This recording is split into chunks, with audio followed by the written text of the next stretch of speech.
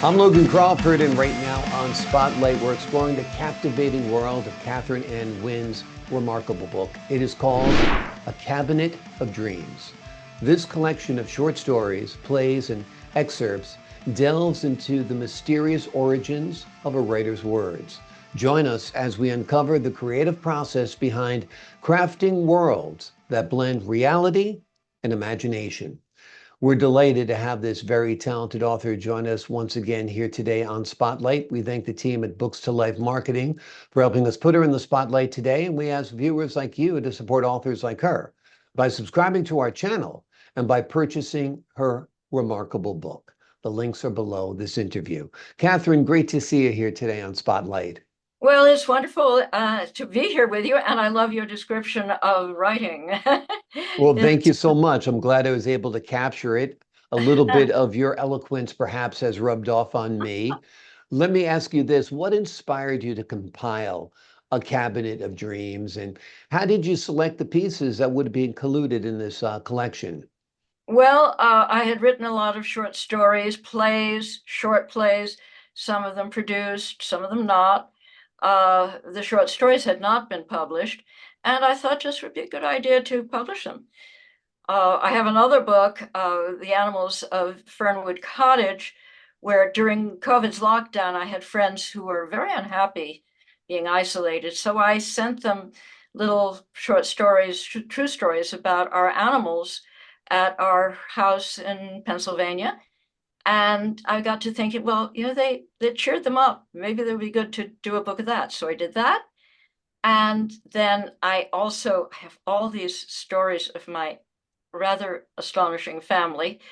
And I thought, gee, I die, all of that's lost. I better do something about that. So I wrote a book, A Family, Probably Not Like Yours.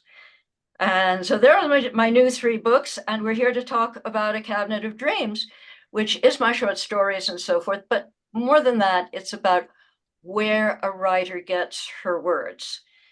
And there are 3 places. There's research, which of course is what journalism is all about, and trying to capture a reality that's quite apart from yourself, or maybe what your editor wants.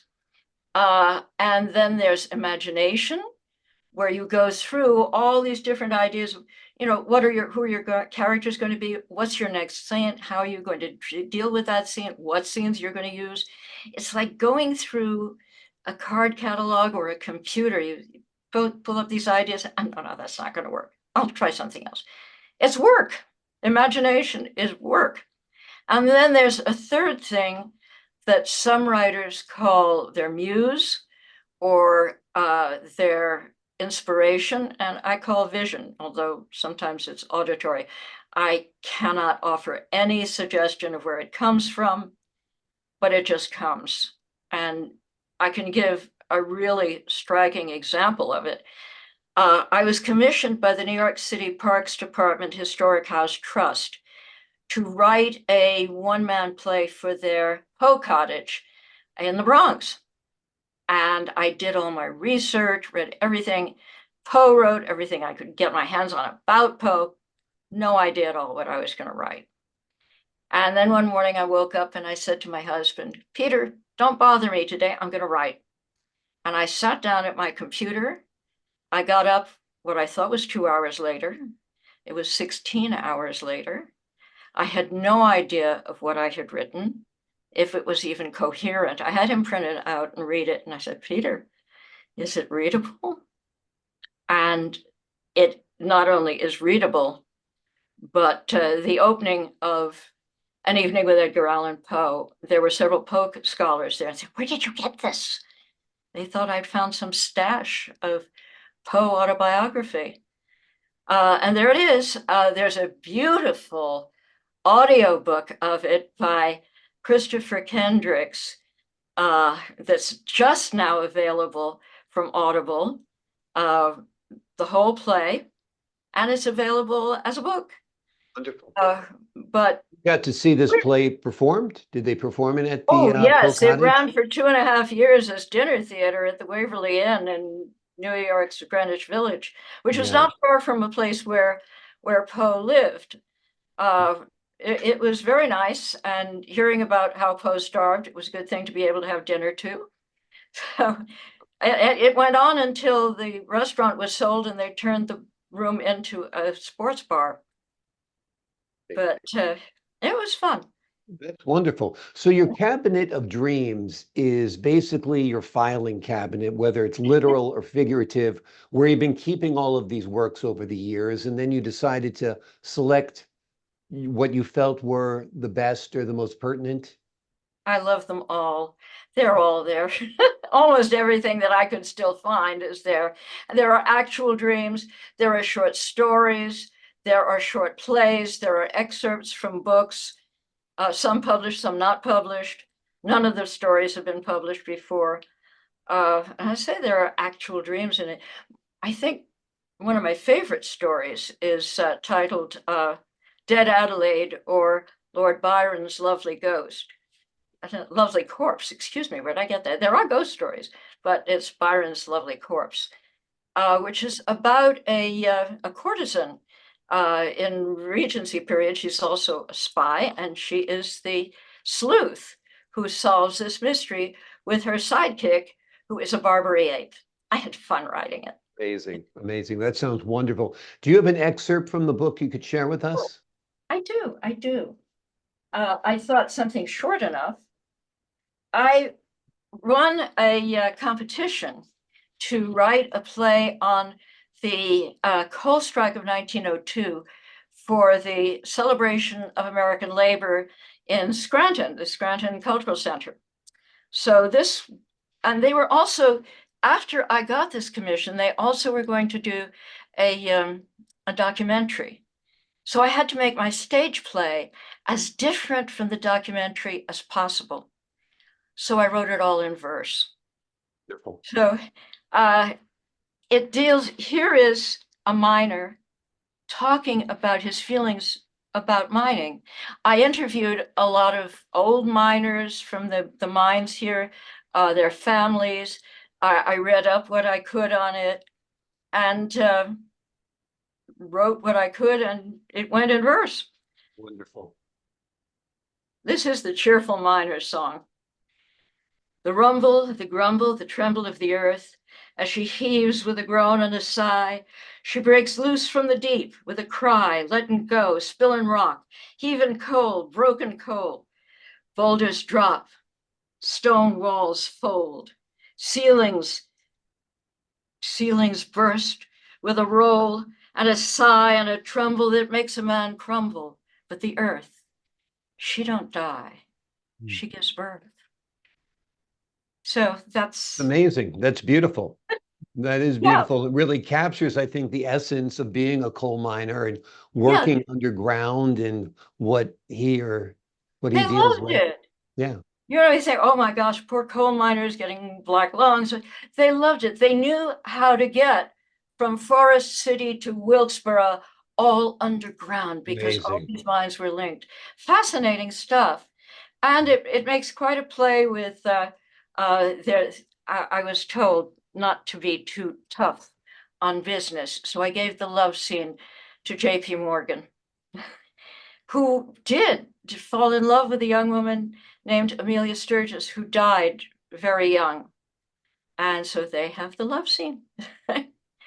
There are all Amazing. sorts of things in it. And Exactly.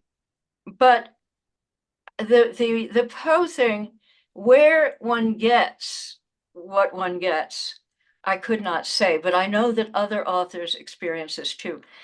The playwright Romulus Linney, the father of the actress Laura Linney.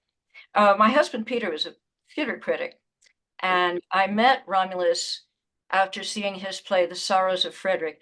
And I said to him, my gosh, this is like you were inside his mind. How did you write this? And he wouldn't say anything. The next couple of days, I got a postcard from him of a Japanese torii, a spirit gate. So he was kind of saying somehow he had tuned into Frederick the Great and written this piece. And I'm sure it's not an uncommon experience having this flow happen. It's just that who wants to talk about it? You're going to be discredited.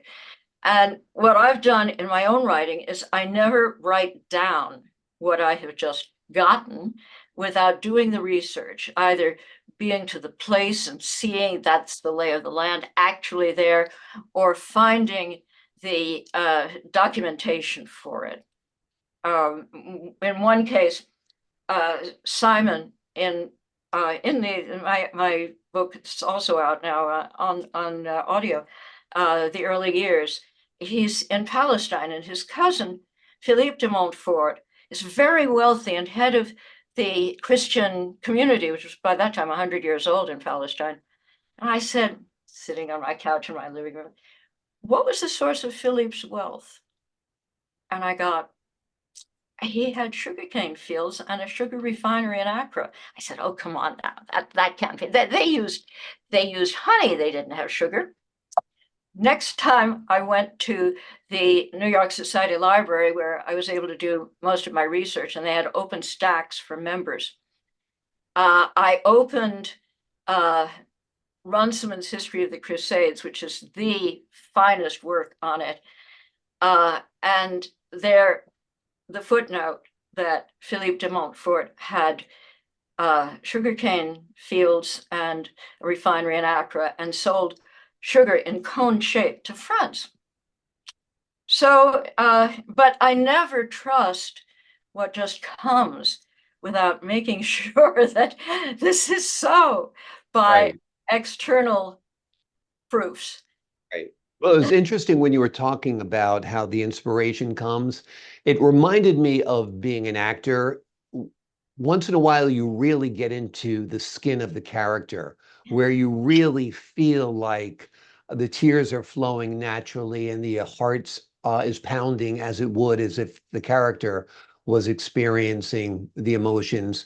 And the same thing's true with writing. You almost get lost in it, where you are in each of these characters' head. You are in Edgar Allan Poe's mind while you're writing that play. By whatever miracle of creativity, creative genius that is, I think we live there for a while, whether it's as a writer or a performer. Do you agree?